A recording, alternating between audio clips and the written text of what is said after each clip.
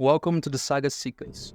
Today we're uncovering one of the most bizarre and fascinating moments in military history, the Anglo-Zanzibar War, a war that lasted only about 38 minutes. It is officially recognized as the shortest war ever recorded. But behind those 38 minutes is a story packed with tension, colonialism, and unexpected drama. So let's dive into the events that led into this lightning-fast conflict, the battle itself, and its long-lasting effects over Zanzibar. To understand why this short conflict happened, we need to understand the importance of Zanzibar. Located just off the East African coast, Zanzibar was a major trading hub in the 19th century, known worldwide for its spice exports and a significant player in the East African slave trade. Because of its wealth and resources, Zanzibar attracted the attention of major world powers, including Oman, Portugal, and eventually even the British Empire. Zanzibar had become a melting pot of cultures and economies. By the late 1800s, the British Empire had taken an active interest in Zanzibar as they expanded their influences across Africa. The British were keen on securing Zanzibar as a part of their East African colonial network, which would in turn give them control over crucial trade routes and resources. At this time, European powers were in the midst of a scramble for Africa, a period where European countries sought to divide and colonize nearly the entire continent. Zanzibar, being so strategically located, was high on Britain's list of places to control.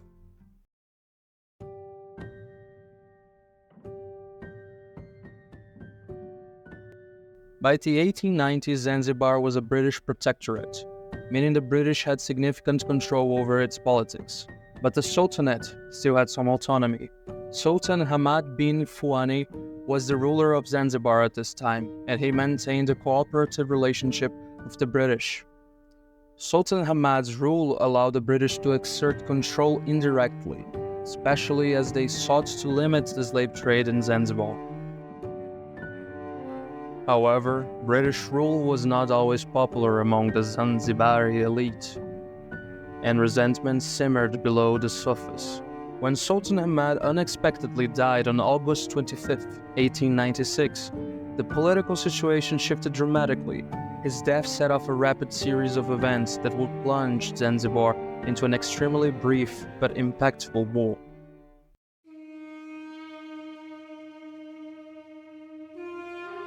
Almost immediately after Hamad's death, Khalid bin Bagash, Hamad's cousin, seized the throne.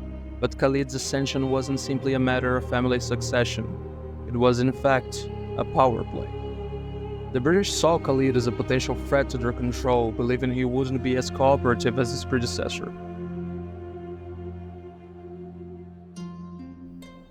The British had a preferred candidate, Sultan Hamad bin Muhammad, who they believed would be more aligned with their interests. When Khalid refused to step down, the British grew increasingly concerned. In their eyes, allowing an anti-British sultan to rule over Zanzibar could, and probably would, threaten their strategic foothold in Eastern Africa. Tensions boiled over on August 26, 1896. The British issued an ultimatum to Khalid: abdicate the throne by 9 a.m. at the next day or face military consequences. But Khalid stood his ground. He fortified the palace, gathered an estimated 2,000 defenders, and installed artillery, hoping to intimidate the British. Khalid's forces, however, were poorly equipped. The weapons they had were mostly outdated, and his men lacked the training that the British soldiers had. In contrast, the British were preparing a formidable force. The British did not take Khalid's defiance lightly. They mobilized 3 warships, the HMS St. George, HMS Philomel, and HMS Raccoon. The ships were equipped with modern artillery, and they positioned themselves right off the coast of Zanzibar. The British were ready to demonstrate their military superiority.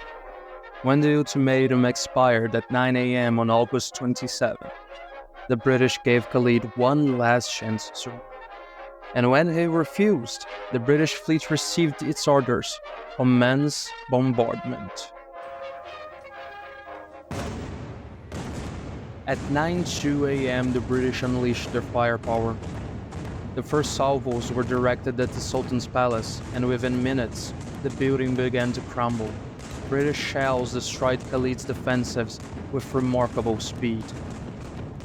Khalid's forces, lacking the firepower and training of the British, stood little chance. Some accounts say that the palace caught fire and the damage was devastating.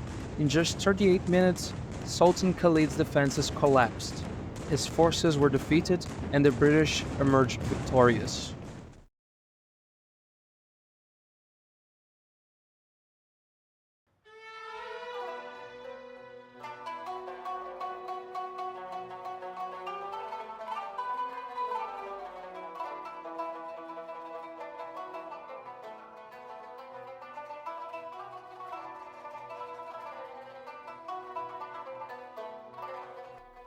Once the bombardment ended, Khalid realized that the fight was over.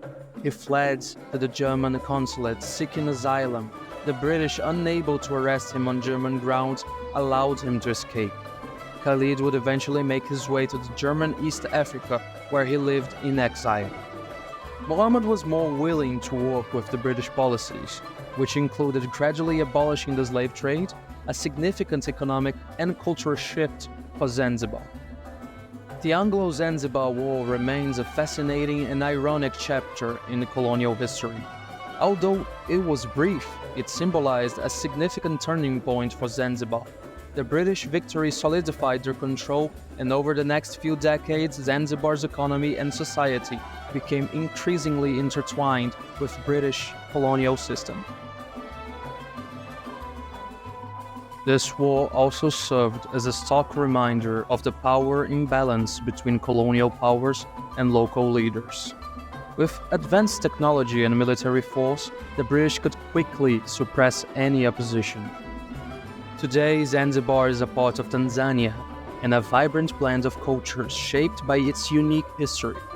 But the legacy of the Anglo-Zanzibar War lives on as a curious footnote, a moment where an entire war was fought in the time it takes to watch a TV show. Thank you for joining us today on this journey through history. If you enjoyed this story, please like and subscribe.